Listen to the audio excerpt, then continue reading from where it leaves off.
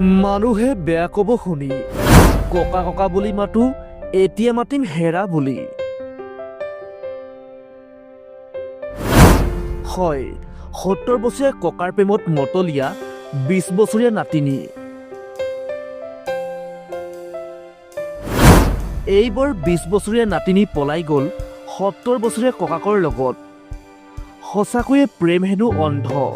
সকলোৱে কয় প্ৰেম কৰা নাযায়, প্ৰেম হেনো হৈ যায়। প্ৰেমৰ মিঠা অনুভূতিয়ে কাক কেতিয়া আৱৰি ধৰে ধৰিবকে নোৱাৰি। শেহতীয়াকৈ এটা প্ৰেম কাহিনীয়ে সামাজিক মাধ্যমত ব্যাপক চৰ্চা লাভ কৰিছে। এই প্ৰেম কাহিনী দেখি শুনি বহুলোকে কৈছে সঁচাকৈয়ে প্ৰেম হেনো অন্ধ। এই জীয়া প্ৰেম কাহিনীৰ প্ৰেমিকাৰ বয়স মাত্ৰ ২০ বছৰ আৰু প্ৰেমিকৰ বয়স ৭০ বছৰ। এওঁলোকে কেৱল প্ৰেম কৰাতে ক্ষান্ত নাথাকি বিবাহ পাশতো আবদ্ধ হৈছে। এই প্ৰেমৰ ঘটনা সংঘটিত হৈছে বাংলাদেশত। এগৰাকী যুৱতীয়ে নিজতকৈও ৫০ বছৰ ডাঙৰ ব্যক্তি এজনক কেনেকৈ বিয়া কৰাব পাৰে বুলিও প্ৰশ্ন উত্থাপন কৰিছে বহুজনে। আপুনিও এইহাল দম্পতীক কি নামেৰে নামাকৰণ কৰিব জনাবলৈ নাপাহৰিব।